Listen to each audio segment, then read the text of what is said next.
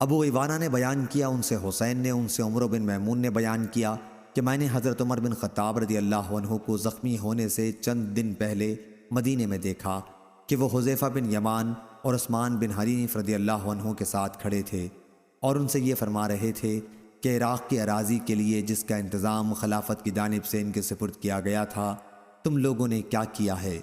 کیا تم لوگوں کو یہ اندیشہ تو نہیں ہے کہ تم نے زمین کا اتنا محصول لگا دیا ہے جس کی گنجائش نہ ہو؟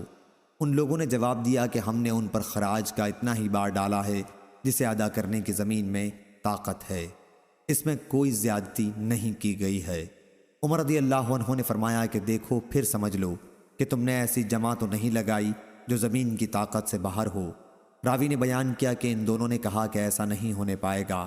اس کے بعد عمر رضی اللہ عنہ نے فرمایا کہ اگر اللہ تعالیٰ نے مجھے زندہ رکھا تو میں عراق کی بیوہ عورتوں کے لیے اتنا کر دوں گا کہ پھر میرے بعد کسی کی محتاجی نہیں رہے گی۔ راوی عمر بن میمون نے بیان کیا کہ ابھی اس گفتگو پر چوتھا دن ہی آیا تھا کہ عمر رضی اللہ عنہ زخمی کر دیے گئے۔ عمر بن میمون نے بیان کیا کہ جس صبح کو آپ زخمی کیے گئے میں فجر کی نماز کے انتظار میں صف کے اندر کھڑا تھا اور میرے اور ان کے درمیان عبداللہ بن عباس رضی اللہ عنہما کے سوا اور کوئی نہ تھا۔ حضرت عمر کی عادت تھی کہ جب صف سے گزرتے تو فرماتے جاتے کہ صفیں سیدھی کر لو، اور جب دیکھتے کہ صفوں میں کوئی خلل نہیں رہ گیا ہے تب آگے مصلی پر بڑھتے اور تکبیر کہتے۔ آپ فجر کی نماز کی پہلی رکعت میں عموماً سورہ یوسف یا سورہ نحل یا اتنی ہی طویل کوئی سورت پڑھتے یہاں تک کہ لوگ جمع ہو جاتے۔ اس دن ابھی آپ نے تکبیر ہی کہی تھی کہ میں نے سنا کہ مجھے قتل کر دیا یا کتے نے کاٹ لیا۔ ابو لؤلؤ نے آپ کو زخمی کر دیا تھا۔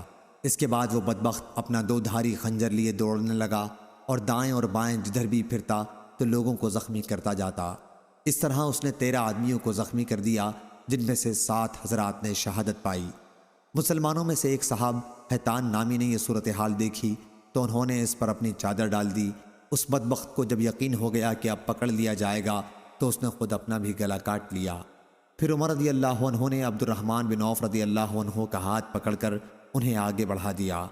عمر بن میمون نے بیان کیا کہ جو لوگ عمر رضی اللہ عنہ کے قریب تھے انہوں نے بھی وہ صورتحال دیکھی جو میں دیکھ رہا تھا، لیکن جو لوگ مسجد کے کنارے پر تھے پیچھے کی صفوں میں تو انہیں کچھ معلوم نہیں ہو سکا۔ البتہ چونکہ عمر رضی اللہ عنہ کی قرات نماز میں انہوں نے نہیں سنی تو سبحان اللہ کہتے رہے۔ آخر حضرت عبد الرحمن بن عوف رضی اللہ عنہ نے لوگوں کو بہت ہلکی نماز پڑھائی۔ پھر جب لوگ واپس ہونے لگے تو عمر رضی اللہ عنہ نے فرمایا، ابن عباس دیکھو مجھے کس نے زخمی کیا ہے۔ ابن عباس رضی اللہ عنہ نے تھوڑی دیر گھوم پھر کر دیکھا اور آ کر فرمایا کہ مغیرہ رضی اللہ عنہ کے غلام ابو لؤلؤ نے آپ کو زخمی کیا ہے۔ عمر رضی اللہ عنہ نے دریافت فرمایا، وہی جو کاریگر ہے؟ جواب دیا کہ جی ہاں۔ اس پر عمر رضی اللہ عنہ نے فرمایا، خدا اسے برباد کرے، میں نے تو اسے اچھی بات کہی تھی جس کا اس نے یہ بدلہ دیا۔ اللہ تعالیٰ کا شکر ہے کہ اس نے میری موت کسی ایسے شخص کے ہاتھوں نہیں مقدر کی جو اسلام کا مدعی ہو۔ تم اور تمہارے والد عباس رضی اللہ عنہ اس کے بہت ہی خواہش مند تھے کہ اعجمی غلام مدینے میں زیادہ سے زیادہ لائے جائیں، یوں بھی ان کے پاس غلام بہت تھے۔ اس پر ابن عباس رضی اللہ عنہ نے عرض کیا، اگر آپ فرمائیں تو ہم بھی کر گزریں۔ مقصد یہ تھا کہ اگر آپ چاہیں تو ہم مدینے میں مقیم اعجمی غلاموں کو قتل کر ڈالیں۔ عمر رضی اللہ عنہ نے فرمایا، یہ انتہائی غلط فکر ہے، خصوصاً جب کہ تمہاری زبان میں وہ گفتگو کرتے ہیں، تمہارے قبلے کی طرف رخ کر کے نماز ادا کرتے ہیں اور تمہاری طرح حج کرتے ہیں۔ پھر حضرت عمر رضی اللہ عنہ کو ان کے گھر اٹھا کر لایا گیا اور ہم آپ کے ساتھ ساتھ آئے۔ ایسا معلوم ہوتا تھا جیسے لوگوں پر کبھی اس سے پہلے اتنی بڑی مصیبت آئی ہی نہیں تھی۔ بعض تو یہ کہتے تھے کہ کچھ نہیں ہوگا، اچھے ہو جائیں گے، اور بعض کہتے تھے کہ آپ کی زندگی خطرے میں ہے۔ اس کے بعد کھجور کا پانی لایا گیا اور آپ نے اسے پیا تو وہ آپ کے پیٹ سے باہر نکل آیا۔ پھر دودھ لایا گیا، اسے بھی جوں ہی آپ نے پیا زخم کے راستے وہ بھی باہر نکل آیا۔ اب لوگوں کو یقین ہو گیا کہ آپ کی شہادت یقینی ہے۔ پھر ہم اندر آ گئے اور لوگ آپ کی تعریف بیان کرنے لگے۔ اتنے میں ایک نوجوان اندر آیا اور کہنے لگا، یا امیر المومنین، آپ کو خوشخبری ہو، اللہ تعالیٰ کی طرف سے آپ نے رسول اللہ صلی اللہ علیہ وسلم کی صحبت اٹھائی، ابتدا میں اسلام لانے کا شرف حاصل کیا جو آپ کو معلوم ہے، پھر آپ خلیفہ بنائے گئے اور آپ نے پورے انصاف سے حکومت کی، پھر شہادت پائی۔ عمر رضی اللہ عنہ نے فرمایا، میں تو اس پر بھی خوش تھا کہ ان باتوں کی وجہ سے برابر نہ ثواب ہوتا اور نہ عذاب۔ جب وہ نوجوان جانے لگا تو اس کا تہبند ازار لٹک رہا تھا۔ عمر رضی اللہ عنہ نے فرمایا، اس لڑکے کو میرے پاس واپس بلا لاؤ۔ جب وہ آئے تو آپ نے فرمایا، میرے بھتیجے یہ اپنا کپڑا اوپر اٹھائے رکھو کہ اس سے تمہارا کپڑا بھی زیادہ دنوں چلے گا اور تمہارے رب سے تقوی کا باعث بھی ہے۔ اے عبداللہ بن عمر، دیکھو مجھ پر کتنا قرض ہے۔ جب لوگوں نے آپ پر قرض کا شمار کیا تو تقریباً 86,000 نکلا۔ عمر رضی اللہ عنہ نے اس پر فرمایا کہ اگر یہ قرض آل عمر کے مال سے ادا ہو سکے تو انہی کے مال سے اس کو ادا کرنا، ورنہ پھر بنی عدی بن کعب سے کہنا۔ اگر ان کے مال کے بعد بھی ادائیگی نہ ہو سکے تو قریش سے کہنا، ان کے سوا کسی سے امداد نہ طلب کرنا اور میری طرف سے اس قرض کو ادا کر دینا۔ اچھا، اب ام المومنین حضرت عائشہ رضی اللہ عنہا کے یہاں جاؤ اور ان سے عرض کرو کہ عمر نے آپ کی خدمت میں سلام عرض کیا ہے۔ امیر المومنین میرے نام کے ساتھ نہ کہنا، کیونکہ اب میں مسلمانوں کا امیر نہیں رہا ہوں۔ تو ان سے عرض کرنا کہ عمر بن خطاب نے آپ سے اپنے دونوں ساتھیوں کے ساتھ دفن ہونے کی اجازت چاہی ہے۔ عبداللہ بن عمر رضی اللہ عنہ نے عائشہ رضی اللہ عنہا کی خدمت میں حاضر ہو کر سلام کیا اور اجازت لے کر اندر داخل ہوئے۔ دیکھا کہ آپ بیٹھی رو رہی ہیں، پھر کہا کہ عمر بن خطاب رضی اللہ عنہ نے آپ کو سلام کہا ہے اور اپنے دونوں ساتھیوں کے ساتھ دفن ہونے کی اجازت چاہی ہے۔ عائشہ رضی اللہ عنہا نے کہا، میں نے اس جگہ کو اپنے لیے منتخب کر رکھا تھا، لیکن آج میں انہیں اپنے پر ترجیح دوں گی۔ پھر جب ابن عمر رضی اللہ عنہ واپس آئے تو لوگوں نے بتایا کہ عبداللہ آ گئے، تو عمر رضی اللہ عنہ نے فرمایا کہ مجھے اٹھاؤ۔ ایک صاحب نے سہارا دے کر آپ کو اٹھایا۔ آپ نے دریافت کیا، کیا خبر لائے؟ کہا کہ جو آپ کی تمنا تھی اے امیر المومنین۔ حضرت عمر رضی اللہ عنہ نے فرمایا، الحمدللہ، اس سے اہم چیز اب میرے لیے کوئی نہیں رہ گئی تھی، لیکن جب میری وفات ہو چکے اور مجھے اٹھا کر دفن کے لیے لے چلو تو پھر میرا سلام ان سے کہنا اور عرض کرنا کہ عمر بن خطاب رضی اللہ عنہ نے آپ سے اجازت چاہی ہے۔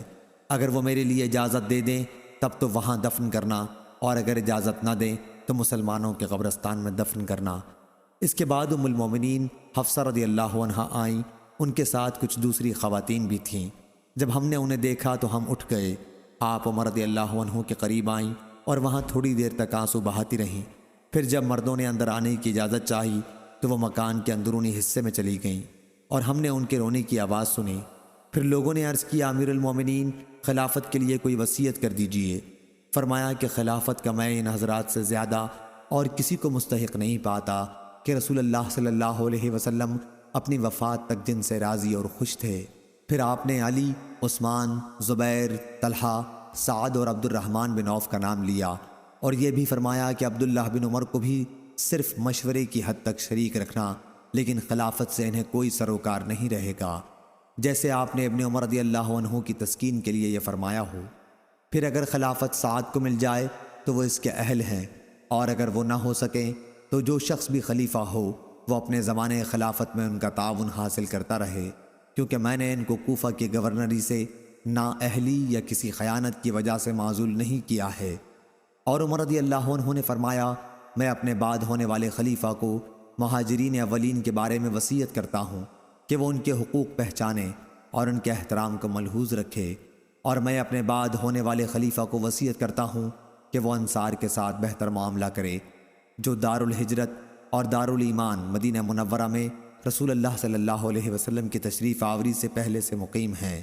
خلیفہ کو چاہیے کہ وہ ان کے نیکوں کو نوازے اور ان کے بروں کو معاف کر دیا کرے، اور میں ہونے والے خلیفہ کو وصیت کرتا ہوں کہ شہری آبادی کے ساتھ بھی اچھا معاملہ رکھے، کہ یہ لوگ اسلام کی مدد، مال جمع کرنے کا ذریعہ اور اسلام کے دشمنوں کے لیے ایک مصیبت ہیں، اور یہ کہ ان سے وہی وصول کیا جائے جو ان کے پاس فاضل ہو اور ان کی خوشی سے لیا جائے، اور میں ہونے والے خلیفہ کو بدویوں کے ساتھ بھی اچھا معاملہ کرنے کی وصیت کرتا ہوں کہ وہ اصل عرب ہیں اور اسلام کی جڑ ہیں، اور یہ کہ ان سے ان کا بچا کھچا مال وصول کیا جائے اور انہی کے محتاجوں میں تقسیم کر دیا جائے، اور میں ہونے والے خلیفہ کو اللہ اور اس کے رسول کے عہد کی نگہداشت کی جو اسلامی حکومت کے تحت غیر مسلموں سے کیا ہے وصیت کرتا ہوں کہ ان سے کیے گئے عہد کو پورا کیا جائے، ان کی حفاظت کے لیے جنگ کی جائے اور ان کی حیثیت سے زیادہ ان پر بوجھ نہ ڈالا جائے۔